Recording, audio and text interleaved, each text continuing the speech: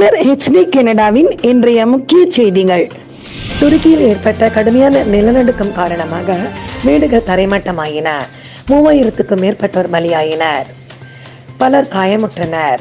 மீட்பு பணிகள் தீவிரமாக நடைபெற்று வருகின்றன. இடிபாடுகளில் சிக்கிய தன் உரிமையாளரை காப்பாற்றுமாறு அவர் வளர்த்து செல்ல பிராணி ஒன்று கண்ணீருடன் கலங்கியது அனைவரையும் நெகிழ வைத்தது. ஈரோடு கிழக்கு தொகுதியில் அதிமுக வேட்பாளர் வெற்றிக்காக தேர்தல் பிரச்சாரம் செய்ய OPSஐ அழைப்பது குறித்த கட்சி தலைமை கழகம் முடிவு செய்யும் என்று அவைத்தலைவர் தமிழ்மகன் உசேன் சென்னை விமான நிலையத்தில் தெரிவித்தார்.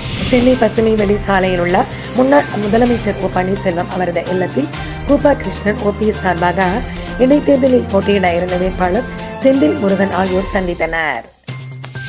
சென்னை உயர்நீதிமன்றத்துக்கு கூடுதல் நீதிபதிகளாக நியமிக்கப்பட்ட Victoria Gowri, PP Balaji, KK Ramakrishnan, R Kalaimathi, KG Thilagavathi ஆகியோர் இன்று பதவியேற்றுக் கொண்டனர். இந்திய செய்திகள். ஈரோடு கிழக்கு தொகுதியில் அதிமுக வேட்பாளர் வெற்றிக்காக தேர்தல் பிரச்சாரம் செய்ய OPSஐ அழைப்பது குறித்த கட்சி தலைமை கழகம் முடிவு செய்யும் என்று அவைத்தலைவர் தமிழ்மகன் உசேன் சென்னை விமான நிலையத்தில் தெரிவித்தார். பொதுக்குழு உறுப்பினர்களின் ஆதரவை பெற்ற வேட்பாளரை தேர்வு செய்த வாக்குச்சீட்டு படிவத்தின் ஆவணங்களை தேர்தல் ஆணையத்திடம் டெல்லியில் ஒப்படைத்ததாக அவர் தெரிவித்தார். முன்னாள் முதலமைச்சர், இந்நாள் எதிர்கட்சியினுடைய தலைவர் அண்ணன் எடப்பாடியார் அவர்களுடைய ஆலோசனையின்படி அனைத்திந்திய அண்ணா திராவிட முன்னேற்ற கழகத்தினுடைய அதிகாரப்பூர்வ வேட்பாளராக மரியாதைக்குரிய ஈரோடு மாவட்ட MGR மன்றத்துடைய செயலாளர் KS தென்னரசு அவர்களை பொதுக்குழுவில் நியமனம் செய்ய வேண்டும் என்ற பரிந்துரையுடைய அடிப்படையிலே தான் முறையாக நாங்கள் நடத்தியிருக்கிறோம்.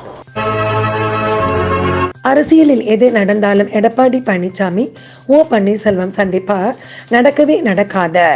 ஆடு கசாப்பு கடைக்காரனை நம்பினால் என்ன நிலை ஆகுமோ அதுதான் OPSஐ நம்பியவர்களுக்கு நிகழ்ந்துள்ளது என்று அதிமுக முன்னாள் அமைச்சர் ஜெயக்குமார் தலைமை தேர்தல் அதிகாரியை சந்தித்த பிறகு செய்தியாளர்களிடையே பேசினார். கசாப்பு கடைக்காரனை ஆடுங்க நம்பினா ஆடுங்களுக்கு என்ன கதியாகும்? அந்த கதி தான் ஆயிருக்கு. நான் ஒரு வாரத்தில் சொன்னால் தான் சொல்ல முடியும்.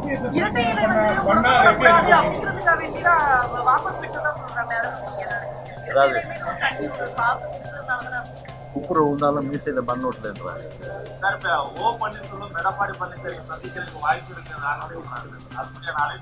இல்லை எப்படி வந்து சந்திக்க முடியும் சொல்லுங்க? அது வாய்ப்பே 100% இல்லை. சென்னை பசுமை வெளி சாலையில் உள்ள முன்னாள் முதலமைச்சர் O பன்னீர்செல்வம் அவரது இல்லத்தில் கூப்பா கிருஷ்ணன் OPS சார்பாக இடைத்தேர்தலில் போட்டியிட இருந்த வேட்பாளர் செந்தில் முருகன் ஆகியோர் சந்தித்தனர். பின்னர் செந்தில் முருகன் செய்தியாளர்களிடையே பேசுகையில் தலைமை கட்டளைப்படி வேட்பு மனுவை வாபஸ் பெற்றதாக தெரிவித்தார். அதிமுக வேட்பாளர் தென்னரசை ஆதரித்த O பன்னீர்செல்வம் கூறியதற்கு செங்கோட்டையன் நன்றி தெரிவித்திருந்தார். மாப்பிள்ளைக்கு பெரிய மனசு என்ற இதனை கூப்பா கிருஷ்ணன் நகைச்சுவையாக செய்தியாளர்களிடையே தெரிவித்தார். இப்பொழுது தலைமை அதை கூறியபடி எடுத்த முடிவின்படியாக நான் வாபஸ் பெற வேட்பு மனுவை திரும்ப பெறுகிறேன். தலைமையின் பொறுப்பில் எது எனக்கு கட்டளையிடுகிறதோ அதை ஏற்று திறம்பட செய்வேன். இரட்டை எண்ணம் வெற்றி பெற பாடுபடுவேன்.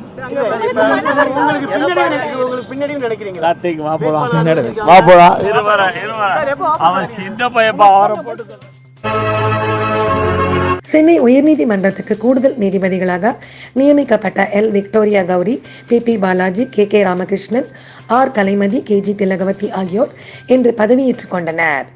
அவர்களுக்கு பொறுப்பு தலைமை நீதிபதி T ராஜா பதவி பிரமாணம் செய்து வைத்தார்.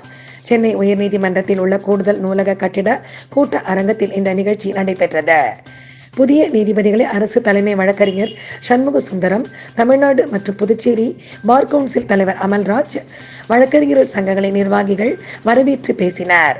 பின்னர் நீதிபதிகள் ஏற்புரை ஆற்றினர். உலக செய்திகள். துருக்கியில் ஏற்பட்ட கடுமையான நிலநடுக்கம் காரணமாக வீடுகள் தரைமட்டமாயின. 3000க்கும் மேற்பட்டோர் பலியாயினர். பலர் காயமுற்றனர். மீட்பு பணிகள் தீவிரமாக நடைபெற்று வருகின்றன. இடிபாடுகளில் சிக்கிய தன் உரிமையாளரை காப்பாற்றுமாறு அவர் வளர்த்து செல்ல பிராணி ஒன்று கண்ணீருடன் கலங்கியது அனைவரையும் நெகிழ வைத்தது. விலங்குகளிடம் நாம் காட்டும் அன்பு ஒருபோதும் இறந்து போகாது. நாம் காட்டும் கருணைக்கு பதிலாக அவை நமக்காக நிகழ்ந்து போவதை காணுகிற போது கண்கள் கலங்குகிறது.